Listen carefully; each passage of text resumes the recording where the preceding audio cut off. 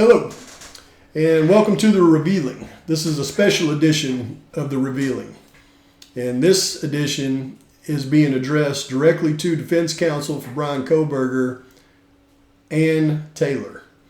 And the disclaimer is in the, my disclaimer is in the notes on the video, the description on the video.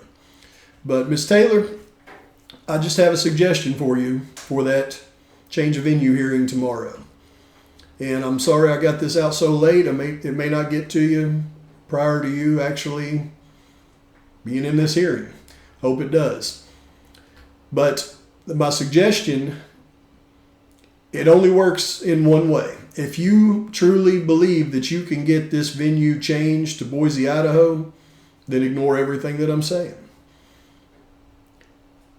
I'm of the firm belief that no matter how great of an argument you make in this hearing, that this trial is not going to be moved to Boise, Idaho.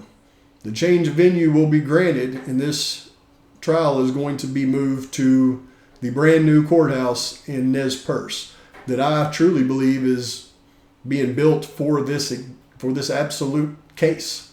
I mean, I believe it was built for this trial. And it's perplexing to me how I'm the only one out there that sees this. But if you truly believe you can get it moved to Boise, that's one thing.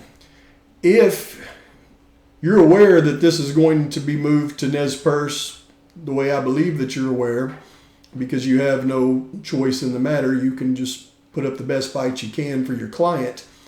But if you believe, like I do, that this is going to be moved to Nez Perce, then I have a suggestion for you for this hearing. And this suggestion is in no way trying to get you to do anything not lawyerly. In fact, I believe it is something that you can do very,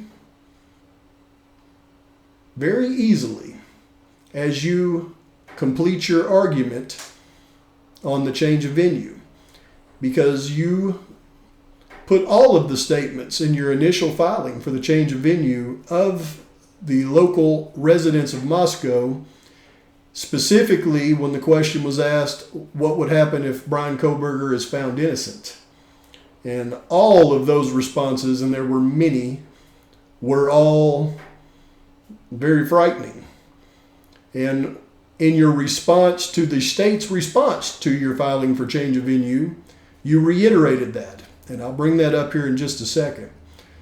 However, I feel that when you begin to make your argument as it relates to those responses specifically, I believe this is a golden opportunity for you to drop a seed and by no ways break the non-dissemination order, but you can drop a seed when you're discussing that on not only the citizens in Moscow and the danger to Bryan Kohberger from them, but also the fact that your alternate theory could be mentioned in who actually committed these atrocities.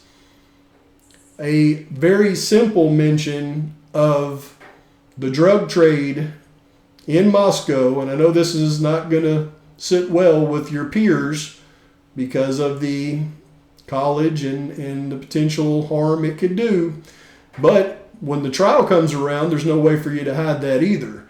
Your alternate theory of the drug trade in Moscow and the dangers involved with those individuals is going to have to be brought to light then. You might as well go ahead and plant the seed now as you make this argument so that we can take that seed that you plant.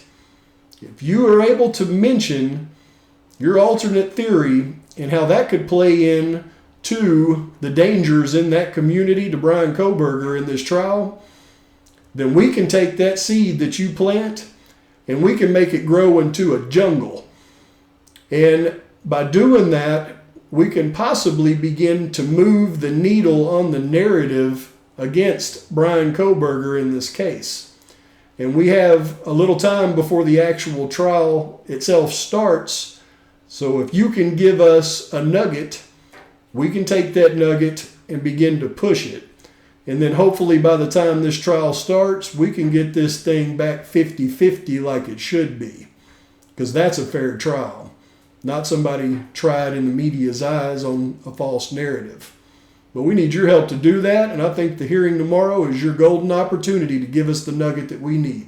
This is February 5th of 2023, after Bryan Kohberger was in custody. And this is the architectural design for the new Nez Perce courthouse. This is their concept. And you can see it says they're going to start taking open construction bids on February 17th, 2023.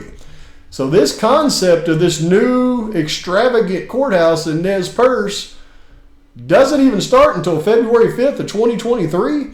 So you're telling me that they weren't planning for this trial at this point? Because let me tell you, this is the fastest construction of a building like this that I've ever seen. Look at this. This is back in February, where they had actually gotten this far in the construction.